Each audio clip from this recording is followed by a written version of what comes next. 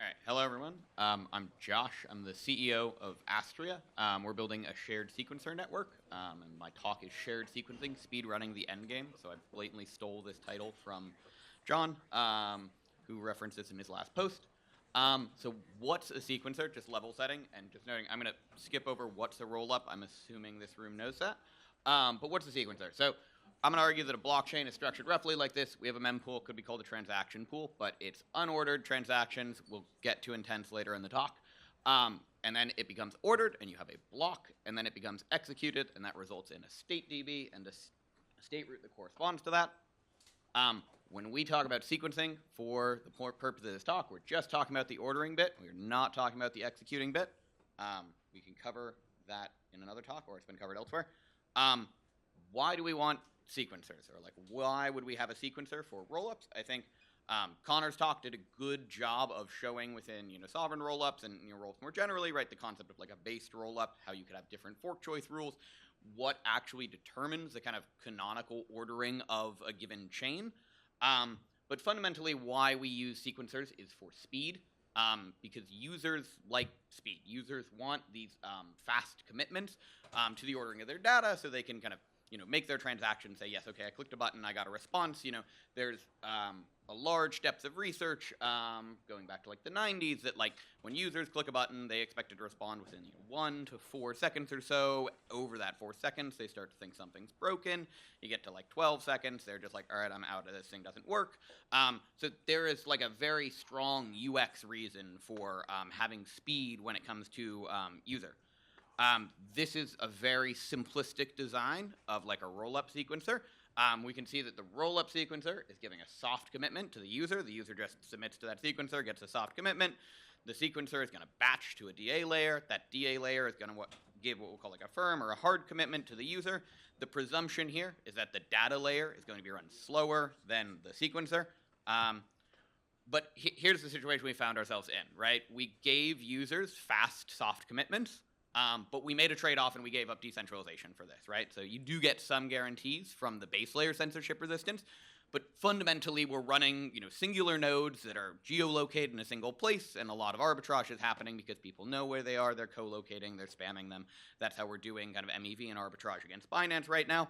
And our general view is like, that's not fine. So this goes to what we're building, which is a shared sequencer. What is a shared sequencer? Roughly this. So we introduce this sequencing component that is in between the data layer and the rollups. And the kind of core point here is that multiple rollups can communicate with one shared sequencer network. This shared sequencer network is implicitly decentralized in our terminology. It just sounds worse if you say it's a shared decentralized sequencer network. So we just called it a shared sequencer network. And really, this is the key thing. We believe that rollups should be decentralized by default. What we're seeing for roadmaps of existing rollups, they launch, they're centralized, they put on their roadmap and say, look, we're going to do this progressive decentralization, but the reality is we're 12 to 18 months along, and we're still running centralized nodes. If we believe that rollups are the way we're going to scale kind of the availability of like block space for users, we can't go through this cycle of 12, 18, 24 months of every time a new rollup stands up, they say, okay, great, we're going to do our progressive decentralization. In 24 months, we will be decentralized, and we have this kind of impending queue of decentralization to come. If we're familiar from like, to put like the boogeyman and like talk about like regulation, right? Regulators are slow to move for the first time, but they're usually pretty quick to send follow-up things. So I think this will become prioritized a lot more the first time someone gets a letter from an agency they don't want to get a letter from. We think about MEV a lot when we're designing this, and I would consider it's MEV-driven design. And really the thing is, calling it to Hasu here, right? It's all PBS. All of this design really is this proposer-builder separation. So this is in kind of like this is a single sequencer, right? But we'll say it's like a decentralized set. This is kind of what the PBS would look like, right? You're going to have a user, it's going to submit to an RPC. This RPC is going to have a mempool. That mempool is going to be looked at by searchers. Those searchers will produce bundles. Those bundles will be sent to builders. The builders will create blocks. That will go up to the rollup proposer. That's when you get your soft commitment. That proposer will still send a batch to a data layer, and that data layer will give you your firm commitment. This is essentially how an L1 works. There's really no structural difference here other than the last step of patching to a DA layer. If we look at this in like this most simple case, say we have one rollup and it chooses to use a shared sequencer, we can argue over the terminology of whether that's really a shared sequencer. It's really the same. We have a shared sequencer mempool and we have a shared sequencer proposer, but the rest of the flow is kind of the same here. Where this, we can compare it here, right, really quick, right? It's just, we just made two of the boxes blue, right? Where this gets kind of interesting, right, is let's say we have two rollups, right? If we have two rollups, we want to have MEV markets on both of them, right? We have duplicated the entire, call it MEV supply chain, right? Henry would say this is just protocol design. But yeah, we have to duplicate the whole supply chain. Whereas if we go to a shared sequencer, we can have multiple rollups, and we have the one mempool, and we have the one shared sequencer proposer, and we didn't have to duplicate everything. So going back to the question, what is a shared sequencer? Fundamentally, it's a single place where block builders within a proposer-builder separation market can settle, and that term is like overused and like not great, but they can settle multiple rollups in a single place. You can think of this as a single counterparty for settling your blocks that are proposed by builders. Right, calling out James again, right? Stop saying settlement layer. So we're not calling it a settlement layer, but it is a single place, not a layer, where you can settle some transactions. So going to John's recent good article, right? We have kind of a trade-off here, right? These shared sequencers create what is termed super builders. Let's go through the flow here, right? Going back to, we have this MEV supply chain design where we have multiple rollups. They're talking to a shared sequencer mempool that's going through this whole flow. This is a little bit oversimplified. If we want to expand this into what this might actually look like in a more layered fashion, the users may talk to the individual rollup RPCs because they may only want to send a transaction to one given rollup. They may each have their own mempool, and then searchers may choose to look at just one of these rollups. They could be specialized. They could even be sub-specialized beyond this, but we're not going to cover that in the diagram. It gets busy. We also have this concept of a cross-chain searcher. But all of these searchers may push to a super builder because fundamentally we have this one block that is being sent to this proposer. And so the problem here, or the potential problem here, is that this builder is now, assuming we have like flow across heterogeneous rollups here, they have a lot more work to do, right? Instead of saying, okay, I'm going to have an EVM, I have one state DB, right? I'm going to simulate my transactions against this.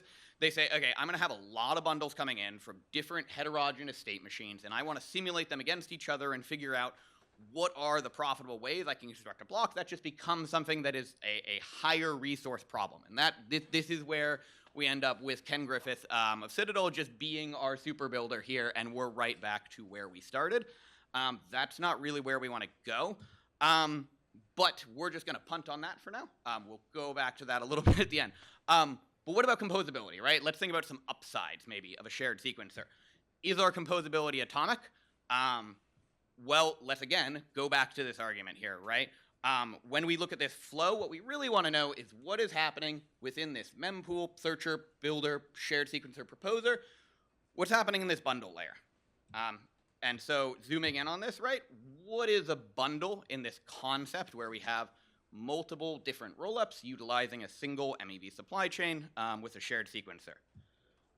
We're going to make the argument here that a bundle is a shared sequencer transaction. Again, I'm just going to use the word transaction. We're not going to get into intent yet.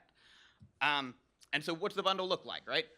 We're going to say we have two rollups that just happen to be blue and red with their color scheme. They would produce a single shared sequencer transaction that would consist of both of these transactions. That would get ordered into a single shared sequencer block. And then after the fact, when these rollups actually try to pull their sub-block out, they would get these rollup transactions that would be ordered. This is probably the simplest case to think of about where you get this kind of atomic composability. Essentially, this model we can think is just simulating. You just get a top-of-block auction across two rollups using a single shared sequencer. The nice thing here is we don't have what is termed like the hotel and train problem, right? You are able to say you either got both of these in, or you got neither of them in, and you can buy that top-of-block essentially for like multiple rollups if that's how you choose to construct your bundle, rather than trying to do some kind of arbitrage where you say, okay, I want to buy on this one, I want to sell on this one, and you land one and you don't land the other, and now you have, we'll call it inventory risk. Who creates the bundle, so? So again, going back to this thing, When we're thinking about these bundles, right, we have the searchers. They're going to be the people that are creating these bundles and giving them to super builders. But really what we're thinking about here, if we want to get into the kind of interesting composability options for a shared sequencer, is we're thinking about these cross-chain searchers. And then, we can expand and we'll say, okay, let's just think we just have a cross-chain searcher. We have a super builder. Some stuff's happening on the back end with the proposer. But let's just use the users. We have Suave or something else, but we have a thing there. And we also have these roll-up RPCs. Really what these cross-chain searchers are getting is order flow. This is them just, whether they do a payment for order flow or whatever. But the thing that the searchers want to get is order flow, and then they're going to produce these bundles. So that's kind of just the flow here. And so what I will argue is that kind of the end game here is hotels, trains, and intents. And so when we say that is right, the key thing that you get with a shared sequencer and this shared proposer, you resolve this hotel and train problem, because going back to the idea of settling, you're able to settle multiple rollups within a single proposer. And so it's actually really nice that, like, Chris gave his talk before this, right? What is the fundamental thing that when we say a proposer that it has? It's this supply side thing, right? The proposer has a monopoly on the right to order, we'll just say a block, right? Whether it's intents, whether it's transactions, but a proposer has the monopoly right on that ordering. And by sharing that, right, we resolve this hotel and train problem, because now the users, the searchers, the builders, the people that are actually producing or making a, God, the words are not great, proposing a block to the block proposer, right, that they have built, right, they only have to negotiate with a single counterparty, right, and that fundamentally resolves this hotel and train problem. And I'm going to try to remember, do I have another slide for intents? I do. Okay. Going into intents and kind of going into the end game more, we'll just simplify and let's assume that, we have Suave or something, and we're not really worried about individual rollups having, their individual RPCs, their individual mempools, right? We have users, and they are somehow giving an intent to Suave or something, right? And then we've replaced our searchers. We're going to call them solvers now. But we're still going with bundles to a super builder. We're still going to a shared sequencer proposer. We're still going to a data availability layer. And here is what I think is kind of the unsolved problem. I think Uma's talk went into a lot more detail kind of around this, but I still think it's an open question. How are users figuring out an intent? I think we're a lot of kind of pretty niche research community in this room, and we still generally don't have agreement on what we mean when we say intent. End users who are not changing the slippage on their Uniswap orders on that UI are not going to figure out how to construct an intent at all. Like, they're just not going to figure out. There's no syntax on earth you can come up with. They're going to click a button. So really the missing piece here is that we need some kind of user interface in between the users and whatever this, Suave place where we're sending the intents, call it the bulletin board here. And so this really leads to, shout out to like Mads in his recent post. This is where aggregation theory, I think, comes in, and this is what we're going to see as a market, and from an investment perspective, this is probably the largest open opportunity. What is aggregating this user intent, or this actual user intent, and presenting them an interface that they like to use, whether it's swapping trades, whether it's buying monkey pictures, whatever they want to do. But who is providing this Google-esque front door to multiple blockchains, right? Because right now we have a pretty poor UX, even when you're trying to use one chain. To Zucky's point, right? We're not going to resolve this with just transactions and having these kind of explicit imperatives saying, okay, I want to send a transaction to chain 1, and then I want to bridge from chain 1 to chain 2 to chain 3, and then I want to go buy a thing. They're going to use intents, but my argument is they're also not going to say, hey, I am going to write out some syntax that says I want some action to occur across some chains, and I'm going to set, again, they're not changing their slippage on the UI for 50% of all the flow going through all of DeFi. They're not going to accept a more complicated UI that now has 10 different parameters in a form field that says, okay, well, you define how you intend for your preference to be executed. And again, this goes to aggregation theory, right? If we think, this comes from Ben Thompson, is probably the largest or loudest kind of promoter of this. And Google is kind of the canonical example, right? It is the front door to the internet, right? You don't need to use Google. You could write your own script and say, I am going to go walk through all of the potential URLs or IP addresses, and I'm going to try to find the information I want. But sophisticated users, no matter how sophisticated, are just not going to do that, right? They're going to rely on someone else who has said, I have gone and found stuff. And as, Tarun's talk has pointed out, right, they now are the front door that controls, the information flow, and they will take advantage of that. This aggregation theory kind of acts as like a counterpoint almost to Chris's talk, right? This is from the perspective of the protocol, wherein the proposer has a monopoly on this ordering. This is something like a user from that perspective who now has a control on the incoming information to one or more chains. There's no reason that you couldn't have a UI that abstracts away where a user's assets are. You could even satisfy the custodial thing and still have a single kind of like pane of glass where users go to use. Maybe this looks like an expanded block builder or something like that. But this is one thing I want to highlight that I think is kind of something that like this room doesn't focus on a lot.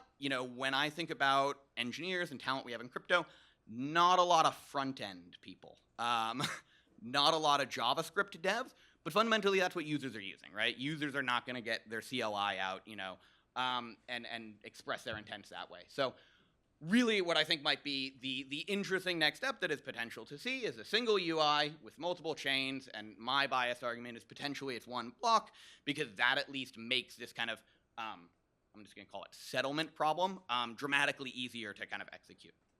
I don't know where I'm at for time. That sounds like it was fast. But yeah, website, astria.org, Twitter, astria.org. I'm Josh. Thank you.